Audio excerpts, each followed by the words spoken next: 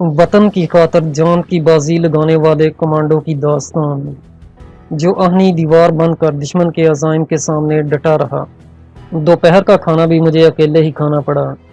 अभी तक हम 2 आदमी ही यहाँ मौजूद थे, या फिर तीसरा वो गोरखा चौकीदार जो बाहर दरवाजे पर खड़ा पहरा दे रहा था। थोड़ी देर बाद मिस्टर नागरक एक बंगाली के साथ वहाँ आ गए। बंगाली ने मुझसे हाथ मिलाया था, अपना नाम नहीं बताया था। इस धंधे में शायद आदमी का कोई नाम रह ही नहीं जाता। ये बेनाम लोग होते हैं जो बसा औकात वो कर गुजरते हैं जो सिर्फ सोचा जा सकता है। मुझे अब जाना होगा, तुम्हारा सफ़र शुरू होने वाला है, अब यही तुम्हारा राहबर है। ऐसा कहना बहुत अजीब लगता है, लेकिन हम रवायती लोग हैं ना, इसलिए कह रहा हूँ। अगर हमारी मेज़बानी में कोई कमी रह गई हो तो बुरा मत मानना। उन्होंने अजीब से लहजे में अजीब बात कह दी थी। बसा औकात हम बहुत कुछ ऐसा कह देते हैं या सुन लेते हैं जो कहने सुनने की उम्मीद नहीं रखते। मैं उस इंसान को दिल ही दिल में अकीदत पेश किए बगैर ना रह सका, जो इस क़यामत की घड़ी में भी मुझे मेहमान और ख़ुद को मेज़बान समझ रहा था। मैं उसकी बात का क्या जवाब देता, खामोश हो रहा। खामोशी की ज़बान पर असरार सही, लेकिन होती बहुत सीधी है, ऐन दिल पर लगने वाली, दिल में घर करने वाली। शायद उन्होंने मेरे चेहरे पर अपने लिए बिछी अकीदत में, मेरी आंखों में अपने लिए हलकोरे लेते एहतराम में अपने सवाल का जवाब पा लिया था। ओके कैप्टन, खुदा हाफिज़ कहकर उन्होंने गर्म जोशी से मेरा हाथ दबाया और चल दिए। उस लम्हे मिस्टर नागरक ने मेरी तरफ देखा भी नहीं था। मैं जानता था इन लम्हात में इंसान कितना कमज़ोर हो जाता है।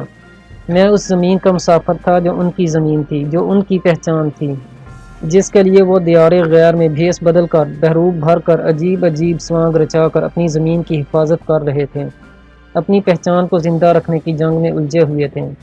मेरे बंगाली हम सफ़र ने चंद मिनट बाद रवानगी का सिग्नल दे दिया। हम दोनों घर से बाहर निकले तो मेरा हुलिया खासा बदला हुआ था। अगर मैं ज़ुबान ना खोलता तो मुझ में और मकामी बाशिंदों में कोई तमीज़ बाकी ना रहती। बस एक मेरा कद ज़रा ज़्यादा लंबा था। हम दोनों नज़दीकी रेलवे स्टेशन पर आए थे। यहाँ से एक गाड़ी सियालदाह की तरफ जा रही थी, जिसके ज़रिए हमने सफ़र करना था। इस दौरान हमारे दरमियान बमुश्किल 2 बातें ही हुई थीं। शाम ढले हम दोनों सियालदाह उतर गए। यहाँ से हमें वापस सरहद अबूर करनी थी। मैं उसके ताक़ब में कदरे वीरान इलाके की तरफ जा रहा था। करीबन 8-10 मील का सफ़र हमने पैदल तय किया। यह सरहद महफूज भी थी और गैर महफूज भी। महफूज यूँ कि दोनों अतराफ से लोगों का आना जाना लगा रहता था, और भारतीय सरहदी मुहाफ़िज़ अमूमन पाकिस्तान की तरफ से आने वालों की हौसला अफजाई करते थे, बल्कि उन्हें हर मुमकिन सहूलत और कवर भी देते थे। गैर महफूज यूँ कि इस तरफ से पाकिस्तान जाने वालों को गिरफ़्तार करने का तकल्लुफ़ नहीं किया जाता था और फ़ौरन गोली मार दी जाती थी। मेरा गाइड बहुत मंजा हुआ खिलाड़ी था। उसके लिए इस इलाके में कुछ अजनबी नहीं था। मैं एक कमांडो था और इस खेल की ऊंच नीच जान सकता था। मुझे अंदाज़ा हो रहा था कि उसने बहुत महफूज रास्ता अपनाया है। रात अपनी तमाम तर वहशतों के साथ आसमान से ज़मीन पर उतर आई थी। हमारे चारों तरफ सन्नाटा तारी था, एक पुरअसरार सी खामोशी, बिल्कुल वैसी ही खामोशी जो किसी बड़े तूफ़ान का पेश खैमा हुआ करती है। कोई भी साहिब नज़र देख सकता था कि इस खामोशी के पहलू में क्या क्या अज़ाब ज़मीन पर उतरने वाले हैं। इस अंधेरे में छुपी बिशारत का अंदाज़ा मुझे इसलिए भी हो रहा था कि हमें मुमलकत खुदादाद के इस खित्ते पर रचाए गए इस खेल में चली गई शातराना चालों का कदरे अदराक रखना था। लेकिन सिर्फ मेरा जान लेना काफ़ी नहीं था। इस अजाब से जिनको आगाही ज़रूरी थी, उनके कान पर तो कभी जूं भी नहीं रेंगी। उनके लिए तो जैसे ये सब मामूल की कार्रवाई थी। तारीख़ का बड़ा अहम सबक यही है कि वो कौमों को समझने का मौका तो देती है, संभलने का मौका कम ही नसीब हुआ करता है। तो उनका तमस्खर उड़ाया गया और यही कहा गया, भारत कभी ऐसी जुर्रत नहीं कर सकता। भला कौन सोच सकता था कि खून और ज़मीन का इतना मजबूत रिश्ता इतनी जल्दी टूट जाएगा। ऐसा होकर रहा और ये मजबूत रिश्ते रुई के गालों की तरह धुनक कर रख दिए गए। रात के असरार का अपना हुस्न होता है। तब शायद मैं भी उसी हुस्न का असीर हो रहा था। इस पुरअसरार सन्नाटे की ज़बान मुझसे बहुत कुछ कह रही थी और मैं बड़े खशू व ख़ुज़ू से सुन रहा था। मेरा हम सफ़र अपने फ़न में ताक था। वो मुझे बड़े महफूज रास्तों पर चलाता बिलाकर अपनी मंजिल पर ले आया, जहाँ पाकिस्तान आर्मी के जवान हमारे मुंतज़र थे। अपनों में लौट कर दिली जज्बात का क्या आलम होता है, ये बात सिर्फ मुशाहदे में आ सकती है, बयान नहीं की जा सकती। इस लम्हे जब मैं और मेरा साथी सरहदी इलाके की उस पोस्ट पर एक तरफ चारपाइयों पर बैठे थे और वहाँ मौजूद जवान हमारी खातरदारी करने में लगे थे, तो ना चाहते हुए भी मैंने उनसे पूछ लिया, तुम्हारा नाम क्या है? پاکستان، اس نے ایک لمحہ توقف کیے بغیر بنگالی میں جواب دیا۔ میں حیرانی سے ٹکر ٹکر اس کا منہ دیکھ رہا تھا۔ ہاں صاحب، ہمارا نام بھی، کام بھی، دین بھی، دھرم بھی، گھر بار سب کچھ پاکستان سے ہے، تو یہی نام ٹھہرانا۔ اس نے میری حیرانی کو محسوس کر لیا تھا۔ بنگالی مسلمان کے منہ سے نکلی اس بات نے مجھے سن کر کے رکھ دیا۔ مجھے یوں لگا جیسے جو کچھ میں دیکھ رہا ہوں اور محسوس کر رہا ہوں وہ سب جھوٹ ہے، اور جو اس معصوم بنگالی نے کہا وہ سچ ہے، وہی سچ۔ لیکن کیا ہم اس سچ کا بھرم قائم رکھ پائیں گے؟ تب یہی ایک سوال مجھے کچوکے دیتا رہا۔ میں نے اس کے بعد اس سے کوئی اور سوال نہیں کیا۔ صبح پھوٹ پھٹنے سے پہلے میرا ساتھی رخصت ہو گیا۔ ان لوگوں کو پاکستان کی خدمت اپنوں سے چھپ کر کرنا ہوتی تھی۔ اگر کسی مقامی غدار کو یہ علم ہو جاتا کوئی بنگالی پاکستانی فوج سے تعاون کر رہا ہے تو تقریب کار اسے جان سے مار دیتے تھے۔ نہ صرف اسے بلکہ اس کے ساتھ کئی اور بے گناہوں کو بھی اپنی جان سے ہاتھ دھونے پڑتے تھے۔ اس کا گھر اس سرحدی علاقے میں تھا۔ صبح کاذب کی روشنیاں جب سہمی ہوئی فضا کو طفل تسلیاں دے رہی تھیں، عین ان لمحات میں ایک ہیلی کاپٹر نزدیک ہی موجود ایک قدرے میدانی علاقے میں اترا۔ مجھے جیپ میں جا کر وہاں تک پہنچایا گیا، پھر وہی ہیلی کاپٹر مجھے لے کر ڈھاکہ کی طرف پرواز کر گیا۔ ڈھاکہ کی طرف جاتے ہوئے بالکل نامحسوس سے انداز سے میرے لاشعور میں کہیں سے عظمیٰ کے تصور نے انگڑائی لی۔ ہیلی کاپٹر کے پرشور انجنوں کی آواز کہیں کھو کر رہ گئی، اور بنگالی صحرا میرے سامنے آہنی پردے کی طرح تن کر کھڑی ہو گئی۔ میں اس پردے کے پار کچھ نہیں دیکھ سکتا تھا، کچھ نہیں سوچ سکتا تھا۔ یہ لڑکی کسی نہ سمجھ آنے والے سوال کی طرح میرے ذہن میں الجھ کر رہ گئی تھی۔ میں اسے سوچنا نہیں چاہتا تھا، لیکن ایسا کرنے پر مجبور تھا۔ ہم بسا اوقات کتنے مجبور ہو جاتے ہیں۔ ہیلی کاپٹر ڈھاکہ چھاؤنی میں لینڈ ہوا تھا۔ میرے استقبال کے لیے میرے سر اور کرنل صاحب یہاں موجود تھے۔ میرے لیے خوش آئند بات یہ تھی کہ میری محنت راس آئی، اور جن کاغذات کے حصول کے لیے میں نے جہنم کی اس آگ میں چھلانگ لگائی تھی وہ میری آمد سے پہلے یہاں پہنچ چکے تھے۔ ویل ڈن بوائے، بوڑھے کرنل نے، جس کے چہرے پر چڑی مونچھیں اس کے جواں ارادوں کی غماز تھی، میری پیٹھ ٹھونکتے ہوئے کہا۔ میں نے جواب میں کچھ نہ کہا۔ دل کی زبان رابطے کی مضبوط ترین زبان ہے۔ مجھے علم تھا کہ میرے جذبات بڑی احسن شکل میں ان تک منتقل ہو چکے ہوں گے۔ شام تک کا وقت میں نے آفیسرز میس میں سو کر گزارا، پھر ایک جیپ مجھے میری آفس تک چھوڑ آئی۔ میں نے سب سے پہلے اپنی ڈاک کی فکر کی۔ اگلے ہی روز والدہ کی طرف سے خط آیا تھا۔ میں نے تحریر پہچانتے ہی بے چینی سے لفافہ چاک کیا۔ لفافے کے اندر موجود سفید کاغذ، پھر مہربان سطریں مجھے ممتا کی آغوش میں لے جا رہی تھیں۔ وہ دن شاید زندگی کے خوش قسمت ترین دنوں میں سے ایک تھا۔ اللہ تعالیٰ نے مجھے اتنے بڑے انعام سے نوازا تھا جو میرے وہم و گمان میں بھی نہیں تھا۔ اس روز مجھے ادراک ہوا کہ اس ساتھ دو اور اس ساتھ لو کے اصول پر قدرت کتنی سختی سے عمل پیرا ہے۔ بہن کی رخصتی ایک ماہ بعد طے پائی تھی۔ مجھے علم تھا کہ میں اپنے ہاتھوں اسے ڈولی میں رخصت نہیں کر سکوں گا۔ میں یہاں اس جیسی لاکھوں بہنوں کے صحابوں کی سلامتی کی جنگ لڑ رہا تھا۔ یہ محاذ خالی نہیں چھوڑا جا سکتا تھا۔ شہادت روز بروز بڑھتی چلی جا رہی تھی۔ بڑے بڑے کڑیل جوان گھات میں لگے تخریب کاروں کی گولیوں کا نشانہ بن رہے تھے۔ قدم قدم پر احساس ذمہ داری بڑھ رہا تھا۔ میں تو یوں بھی فوج کے خصوصی گروپ سے تعلق رکھتا تھا۔ ہنگامی نوعیت کے حالات سے نمٹنے کے لیے تو مجھے تیار کیا گیا تھا۔ پھر یہ کیسے ممکن تھا کہ میں ان حالات میں محاذ خالی چھوڑ جاؤں؟ میں نے اسی وقت ماں کو لکھ دیا کہ وہ میرا انتظار نہ کریں۔ حسن آرا سے زیادہ میری یہاں کی بہنوں کو ضرورت ہے۔ وہاں میں نہ بھی ہوا تو بھی اسے ڈولی میں سوار کرنے والے اور بھی ہوں گے۔ یہاں ایک لمحے کی غفلت جانے کتنی سہاگنوں کو بیوہ کر دے گی، کتنے بچوں کو یتیم بنا دے گی۔ میں جانتا تھا میری ماں ایک فوجی کی بیوہ اور دوسرے فوجی کی ماں ہے۔ وہ ذہنی طور پر ہر قسم کے حالات کا مقابلہ کرنے کے لیے تیار رہتی ہے۔ وہ میرے جواب پر کف افسوس نہیں ملے گی، بلکہ خدا کا شکر ادا کرے گی کہ اس کے بیٹے نے اپنے فرض پر کسی شے کو اہمیت نہیں دی، اپنی بہن کو بھی نہیں۔ ہماری لاکھ نیک خواہشات کے باوجود حالات روز بروز بد سے بدتر ہوتے جا رہے تھے۔ ہمیں ہر روز کوئی نہ کوئی تشویشناک خبر اپنے ذرائع سے اور کوئی نہ کوئی ہولناک خبر کسی غیر ملکی ذرائع سے سننے کو ملتی رہتی تھی۔ ڈھاکہ شہر میں موجود میرے آدمی، جنہیں اب ہم مقامی ہمدرد سمجھنے لگے تھے، بظاہر اندرونی حالات پر نظر رکھے ہوئے تھے اور پل پل کی خبریں ہمیں مل رہی تھیں۔ بھارتی فریب کار اتنی زیادہ تعداد میں ڈھاکہ شہر میں داخل ہو چکے تھے کہ انہیں باہر نکالنا ایک پریشان کن مسئلہ بن کر رہ گیا تھا۔ ہماری پوزیشن ایسی تھی کہ ہم براہ راست کسی معاملے میں مداخلت نہیں کر سکتے تھے۔ ہمیں بس حالات پر نظر رکھنے اور اعلیٰ حکام کو باخبر رکھنے کے فرائض تفویض کیے گئے تھے، یا پھر مقامی انتظامیہ کے تعاون سے کوئی اہم قدم اٹھا سکتے تھے۔ ان حالات میں اتنی نرمی یا پھر ہماری بے بسی نے ہمیں کسی قابل نہیں رکھا تھا۔ اس روز بھی میں اپنی مقامی ذرائع کی طرف سے حاصل کردہ اطلاعات کی فائل دیکھ رہا تھا جب ایک نام پڑھ کر میں چونک اٹھا۔ پروفیسر شمس الدین رہائشی فیل خانہ مشتبہ افراد کی فہرست میں داخل ہو چکا تھا۔ ہمارے ایک ایجنٹ نے اطلاع دی تھی کہ اس نے کل ڈھاکہ یونیورسٹی میں 2 مقامی غداروں سے ملاقات کی ہے۔ ان دونوں مقامی غداروں کو ہم دراصل بطور چارہ استعمال کر رہے تھے۔ دونوں بھارتی اور مقامی تخریب کاروں کے درمیان رابطے کے فرائض انجام دیتے تھے، اور ان پر نظر رکھنے سے ہمیں ڈھاکہ میں موجود بھارت کے پروردہ غداروں کا علم ہوتا رہتا تھا۔ ان دونوں کی گرفتاری سے یہ کھیل جاری رکھنا مشکل ہو جاتا۔ میں سوچنے لگا پہلے ہی ملاقات پر آخر یہ شخص کیوں بار بار میرے ذہن میں کھٹک رہا تھا۔ کیا عظمیٰ سے میری ملاقات طے شدہ پروگرام کا حصہ تو نہیں؟ عین ممکن تھا کہ شمس الدین کو اسی نوعیت کے فرائض سونپے گئے ہوں اور اس نے اپنی بیٹی کو چارہ بنا کر میرے آگے پھینک دیا ہو۔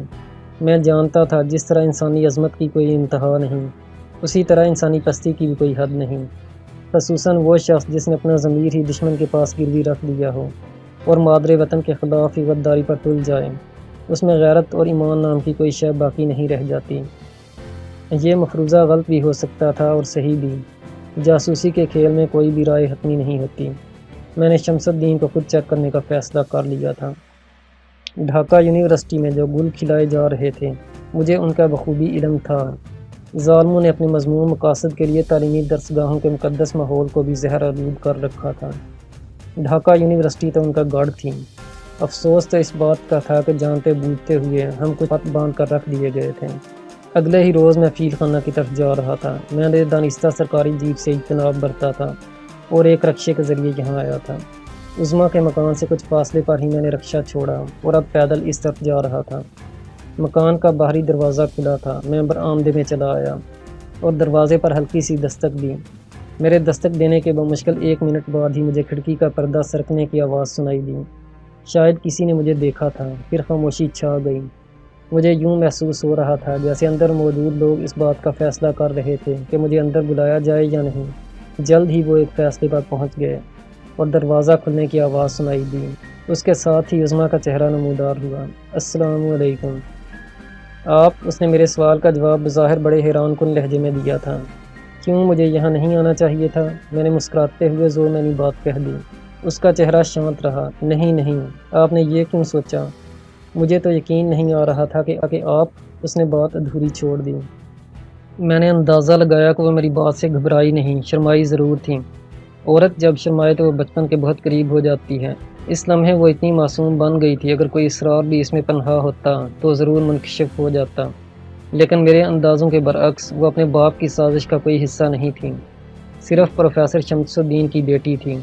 اگر اسے میرے خلاف استعمال بھی کیا جا رہا تھا تو لا علم رکھ کر، بے خبری میں۔ جی ہاں، میں نے یہ فیصلہ اس ایک لمحے میں کر لیا تھا جو لمحہ زندگی سے بہت قریب کر دیتا ہے۔ اس لمحے سچائی ایک اوندے کی طرح انسانی وجدان پر لپکتی ہے اور اسے اپنا آپ منوا لیتی ہے۔ میں بھی ایسے ہی ایک لمحے کی گرفت میں تھا۔ میں نے بہت دنیا نہیں دیکھی تھی، لیکن بہت زندگی اور بہت موت کا نظارہ ضرور کر لیا تھا۔ موت اور زندگی کو نزدیک سے دیکھنے والا حالات کی سمجھ پر قادر ہو جاتا ہے۔ یہ کہنے کی نہیں، تجربے کی بات ہے۔ زندگی میں بہت کچھ گیان اور دھیان کا مرہون منت ہے، لیکن یہ ضروری نہیں کہ سب ہی کچھ لمبے تجربے کی دین ہو۔ بسا اوقات وقت کے کسی حصے کے غم، خوشیاں اور تجربات کسی اور کی جھولی میں بھی ڈال دیا کرتا ہے۔ بالکل ایسے ہی جیسے کبھی کبھی صحیح ایڈریس والا لفافہ غلط ہاتھوں میں یا پھر غلط ایڈریس والا لفافہ صحیح ہاتھوں میں پہنچ جاتا ہے۔ تب مجھے علم نہیں تھا کہ عظمیٰ غلط یا صحیح میں سے کون سا لفافہ ہے، لیکن میں یہ محسوس کر سکتا تھا کہ اس کے اندر بہت خوبصورت تحریر ضرور رقم ہے، ایسی تحریر جو کسی نے اپنے خون دل میں انگلیاں ڈبو کر لکھی ہو۔ بیٹھیے، اس نے اپنے مکمل پن کے ساتھ مجھے بیٹھنے کی دعوت دی۔ شکریہ کہہ کر میں ایک کونے میں دھرے صوفے پر بیٹھ گیا۔ میرے اندر کوئی پراسرار اور نادیدہ قوت مجھے یہ ضرور احساس دلا رہی تھی کہ کمرے کی دیواروں میں لگی کچھ آنکھیں میرا جائزہ لے رہی ہیں۔ یہ میرا وہمہ بھی ہو سکتا تھا۔ لیکن تب میں ادراک کی جس حد پر کھڑا تھا وہاں سے واہمے کا گزر نہیں ہوا کرتا۔ بھاری قدموں کی چاپ میری سماعت سے ٹکرائی اور ساتھ والے کمرے سے کوئی دوسرے دروازے سے باہر نکل گیا۔ دروازہ کھلنے کی آواز بھی سنائی دی تھی۔ شاید یہ کوئی ایسا شخص تھا جو میرے سامنے نہیں آنا چاہتا تھا۔ کون ہو سکتا تھا یہ؟ میں نے ایک لمحے کے لیے سوچا، پھر اپنے ذہن سے اسے جھٹک دیا۔ کوئی بھی ہو، میں نے سوچا، بہرحال وہ مشتبہ رہا ہوگا۔ کیسے ہیں آپ؟ عظمیٰ نے ہمت کر کے پوچھ لیا۔ آپ کیسی ہیں؟ میں نے سوچا آج آنٹی سے بھی مل لیا جائے۔ کہاں ہیں پروفیسر صاحب؟ میں نے ایک سانس میں 3 باتیں بڑی ہمت کر کے کہہ دیں۔ پاپا تو ابھی آتے ہوں گے، میں ممی کو بلاتی ہوں، اس نے کھڑے کھڑے کہا۔ مجھے اب افسوس ہونے لگا تھا کہ میں نے اس سے یہ سوال کیوں کیا۔ جو کوئی بھی تھا خود ہی آ جاتا۔ اب وہ چلی جائے گی اور میں نہیں چاہتا تھا کہ وہ جائے۔ نہ جانے اس لمحے ایسے جذبات کو میں کوئی نام دینے کو تیار نہیں تھا۔ شاید بعض جذبے بے نام ہی رہیں تو رکھنا کیا ضروری ہے؟ کاش میں کسی بے نام سے تعلق ہی سے عظمیٰ سے وابستہ رہ۔ جب اس تعلق نے نام اختیار کیا تو مجھے کتنا خراج ادا کرنا پڑا۔ عظمیٰ کی واپسی اپنی ماں کے ساتھ ہوئی۔ میں نے محسوس کیا کہ پروفیسر کی بیوی نے یہاں کمرے میں آنے سے پہلے اپنے چہرے پر کچھ ہلکی پھلکی لیپا پوتی بھی کی ہے۔ خاصی وزادار خاتون دکھائی پڑتی تھی۔ چائے کے ساتھ میری تواضع کی جا رہی تھی جب دروازہ کھٹکھٹانے کی آواز سنائی دی۔ پاپا آ گئے کہتے ہوئے عظمیٰ نے اٹھ کر دروازہ کھول دیا۔ آہا، میری شکل پر نظر پڑتے ہی پروفیسر کی باتیں کھل گئیں۔ ہیلو ینگ مین، اس نے نعرہ لگایا اور بے تکلفی سے مجھے بغلگیر کر لیا۔ میں اس سے بغلگیر ہونا نہیں چاہتا تھا۔ بادل نخواستہ اس کی خواہش کا احترام کر رہا تھا۔ پروفیسر نے جس بے تکلفی کا مظاہرہ اپنی آمد پر کیا تھا اسی کے ساتھ وہ مجھ سے باتیں کرنے لگا۔ اس کی گفتگو ابھی تک غیر سنجیدہ تھی، آہستہ آہستہ اس میں سنجیدگی آنے لگی۔ ہم اب حالات حاضرہ پر باتیں کرنے لگے تھے۔ اس کی بیوی اور بیٹی زیادہ تر ہوں ہاں ہی کر رہی تھیں۔ اس گفتگو میں 1-2 مرتبہ ہی اس کی بیوی نے باقاعدہ حصہ لینے کی کوشش کی تھی۔ پروفیسر کلکتے کا مہاجر تھا۔ اس نے بڑی مکاری سے ابھی تک اپنے اندر کے کھوٹ کو چھپایا ہوا تھا، لیکن زیادہ دیر تک وہ اپنے دل کا کھوٹ نہ چھپا سکا۔ صاحبزادے، مجھے سیاست تو آتی نہیں، لیکن ایک بات میں ضرور کہوں گا کہ یہاں مشرقی پاکستان کے لوگ ہندو سے کم اور مغربی پاکستان سے زیادہ ناراض ہیں۔ حالانکہ ہم نے پاکستان اسی ہندو کی غلامی سے نجات حاصل کرنے کے لیے حاصل کیا تھا، لیکن اب نہ جانے کیوں اس کی غلامی کو اپنے مغربی پاکستانی بھائیوں کی غلامی پر ترجیح دینے لگے ہیں۔ اس نے بڑی مکاری سے مسکراتے ہوئے میرا رد عمل جاننا چاہا۔ جب وہ یہ بات کر رہا تھا تو میں نے عظمیٰ کے چہرے پر ناگواری اور اس کی ماں کے چہرے پر گھبراہٹ کے آثار دیکھے تھے۔ دونوں کے متضاد رویے کوئی اور ہی کہانی سنا رہے تھے، کوئی نئی بات نہیں تھی۔ ہمارے ماضی میں اس کی بہت سی مثالیں موجود ہیں۔ آج سے صرف 35 سال پہلے مسلمانوں کی بہت بڑی اکثریت نے قائد اعظم کی مخالفت کی تھی، قیام پاکستان کی مخالفت کی تھی۔ شاید لاشعوری طور پر وہ لوگ ہندو کی غلامی ہی کو نجات کا راستہ سمجھ رہے تھے، لیکن تاریخ نے ثابت کر دیا کہ وہ دھوکے کا شکار ہوئے تھے، انہیں ورغلایا گیا تھا۔ میں نے سنجیدگی اختیار کی۔ وہ اور بات تھی یار، میں تاریخ کا استاد ہوں۔ تم تاریخ کو تو گڑبڑ نہ کرو، تم پنجابی لوگ ہو بڑے سیانے، اپنے مطلب کی بات تو فوراً نکال لیتے ہو۔ اس نے زوردار قہقہہ لگایا۔ مجھے اندازہ تھا کہ وہ کھوکھلی ہنسی ہنس رہا ہے۔ پروفیسر صاحب، میں تاریخ کا طالب علم ہوں، شاید آپ جیسی استادی سے اس بات کو نہ کر سکوں، لیکن ایک بات ضرور کہوں گا کہ جو لوگ اپنے گھر کی لڑائی کا فیصلہ باہر کے چودھریوں سے کروائیں وہ ہمیشہ خسارے میں رہتے ہیں۔ پنجابی نے بنگالی پر ظلم کیا یا بنگالی نے پنجابی پر، اس کا فیصلہ یا بنگالی نے پنجابی پر، اس کا فیصلہ ہمیں آپس میں ہی کرنا ہے۔ اگر ہم یہ لڑائی باہر لے گئے تو نقصان دونوں کا ہوگا۔ بھائی جب آپس میں فیصلہ نہ ہو تو کسی پنچایت میں تو لے جانا ہی پڑتا ہے۔ پروفیسر کی بیوی نے لقمہ دیا۔ چوروں کی پنچایت میں نہیں، اپنی گاؤں کی پنچایت میں جہاں سب ایک دوسرے کے مزاج سے آشنا ہوتے ہیں۔ میں نے کہا یار ایک بات تو مانو گے کہ بھارت کا مسلمان ہندو سے شاکی نہیں ہے؟ پروفیسر نے کہا تاریخ میں اس سے بڑے جھوٹ کا ثبوت ہی نہیں ملتا۔ میری بات نے پروفیسر کے چہرے کا رنگ بدل دیا۔ اگر آپ یہ سمجھتے ہیں کہ وہاں مسلمان اپنی حیثیت کے ساتھ زندہ ہیں تو مجھے آپ کی تاریخ شناسی پر شبہ ہے۔ پروفیسر صاحب یاد رکھیے، ہندو کبھی سیکولر مزاج نہیں ہو سکتا۔ تعصب اس کی رگ رگ میں سمایا ہے۔ آپ جانتے ہیں بابو راؤ پٹیل نے کہا تھا کہ ابوالکلام اور رفیع احمد قدوائی میں صرف ایک ہی کمی ہے کہ وہ مسلمان ہیں، ورنہ کیا کانگریس کا سربراہ بھارت کا سربراہ نہیں بن سکتا؟ سیاست کیا رکھا ہے اس میں؟ گھاٹ بنگالن ہیڈ مسٹریس نے میرا رخ پہچان کر بہترین ڈپلومیسی اختیار کی۔ واقعی یار ہم تو خاصے سنجیدہ ہو رہے ہیں، پروفیسر نے کہا اور پھر خود ہی مکاری سے کہا لگایا۔ بات کا رخ بدلنے کے لیے اس نے مجھے یکے بعد دیگرے 3-4 لطیفے سنا دیے۔ میں بے دلی سے مسکراتا رہا۔ ایسا ضروری بھی تھا، میں نہیں چاہتا تھا کہ اسے یہ احساس دلاؤں کہ اس کے کالے کرتوت ہمارے علم میں آ چکے ہیں۔ میرے خیال سے مجھے چلنا چاہیے، خاصا وقت ہو گیا ہے۔ میں نے گھڑی پر نظریں ڈالتے ہوئے کہا۔ ارے ابھی تھوڑی دیر تو بیٹھو بیٹا، دوپہر کا کھانا کھا کر جانا، عظمیٰ کی ماں نے کہا۔ آنٹی میرے آئندہ آنے کی گنجائش تو باقی رکھیے، میں نے کہا۔ مجھے خود بھی اپنی بات کی سمجھ نہیں آئی تھی، لیکن وہ تینوں بھی میرے ساتھ ہی مسکرا لیے۔ عظمیٰ کے کھنچے ہوئے اعصاب اب نرم پڑنے لگے تھے۔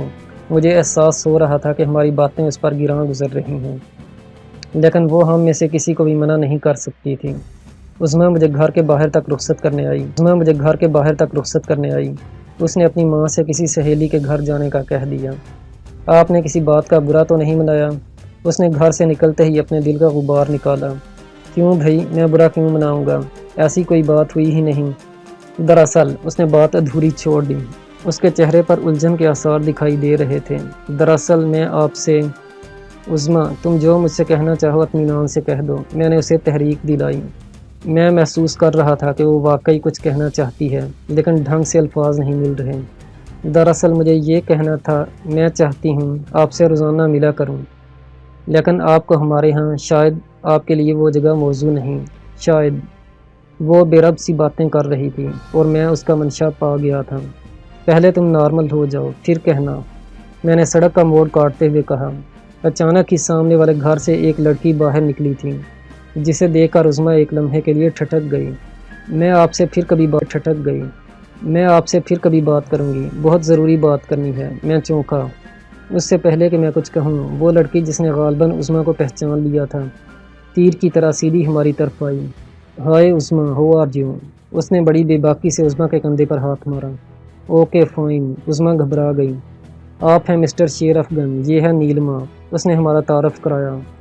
ہیلو، اس نے میری طرف ہاتھ بڑھایا۔ ہیلو، مجھے بادل نخواستہ ہاتھ ملانا پڑا۔